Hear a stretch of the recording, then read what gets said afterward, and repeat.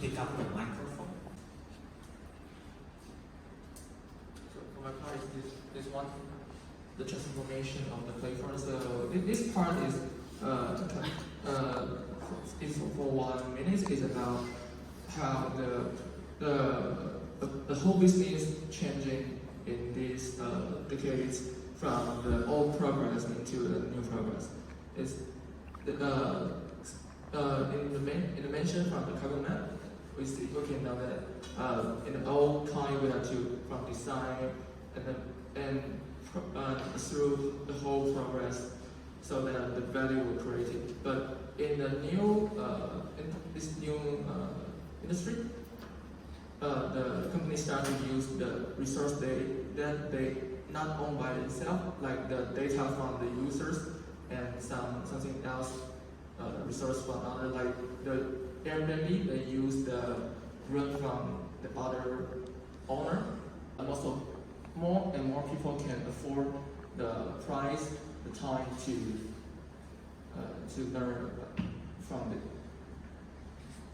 What do you think the disadvantage that a traditional pipeline business would have compared to the new platform business model? They suffer for the old time. They suffer they have to face to the danger, or they have to afford those afford the whole. Okay. So what if, based on what you just introduced, there are some characteristics about the platform model, right, compared to pipeline business? So what are the disadvantages that traditional model may have in comparison with the platform business model? Speed. Why traditional pipeline business cannot react in speed, responding to the changes of the demand or of the competition? Yeah, I think because in the traditional,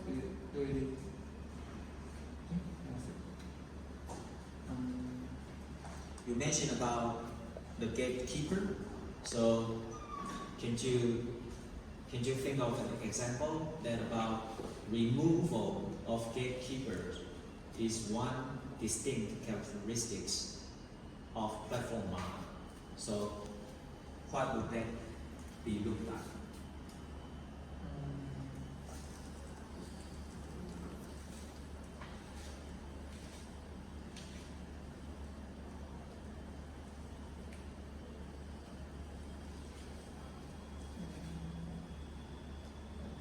If we refer to the book chapter 4, actually the business model of platform business has 3 ways to reconfigure the traditional business process into a new one.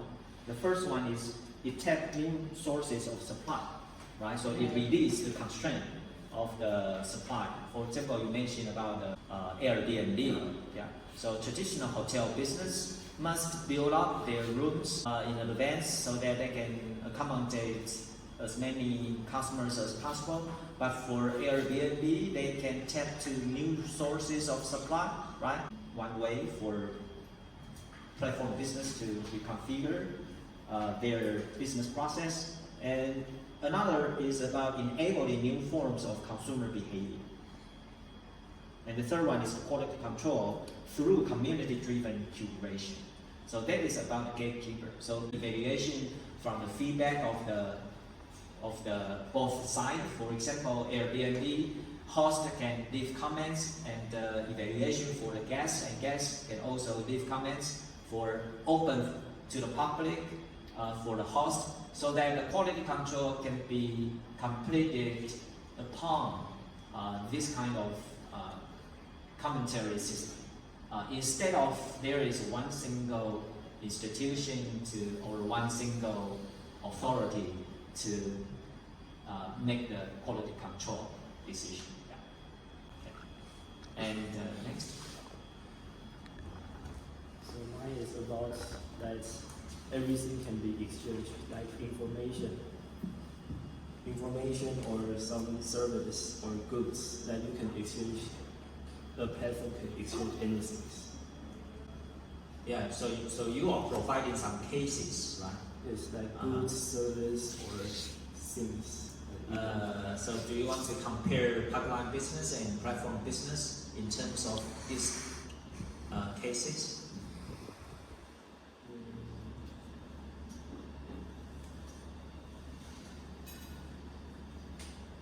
You mentioned about transportation, you mentioned about social media, you mentioned about yeah. So just say it. So like Uber spontaneously. and taxi. Like Uber, you can have any payment. Like you can use it in Taiwan, and you can use it in USA. But you can. But if you have a credit card, you always can help a taxi by paying it through credit card. Like Uber can have less expense. Is that the key driver of this business? Being less expensive is only a reflection of this business model, or is it a value proposition of the platform business model? What do you think? It's the platform that it lets lots of drivers to come into Uber, and it makes Uber have more drivers, so that's. Yeah. Do you know the surge pricing of Uber business? Have you heard about that before? Surge pricing. Have you? Yeah. Could you please explain it?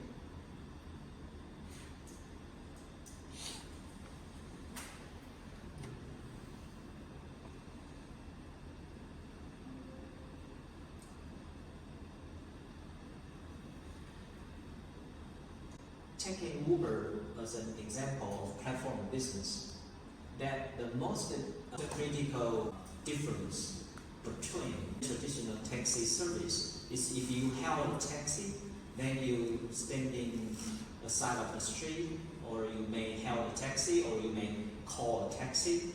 But now we have the app, the Uber app, and at the same time, there are a list of drivers which can tap into service, and during rush hour or during the rainy days, there will be an immediate surge in demand for the supply of taxi, the car, right?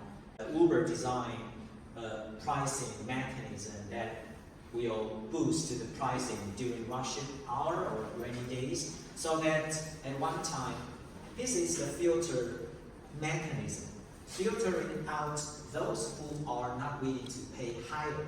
So the demand will decrease. And then the supply may be increased because the pricing has been already raised high. So someone who originally sitting at home without going out to bump the Uber, now he see the notice that, the price will be increased by 30%. So the one who's sitting at home may be willing to go out to run in the Uber.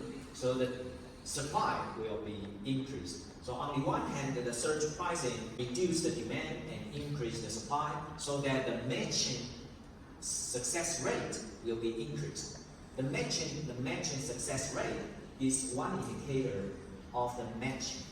So if you are the users of this platform and you are hard to match another side of users, then you will feel you are satisfied, right? So you don't have a choice, you don't have options for you to take on Uber. So surge pricing is one example as the filtering and matching mechanism.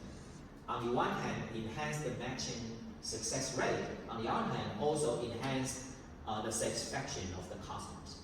So the business can last longer upon a huge base of the customer satisfaction.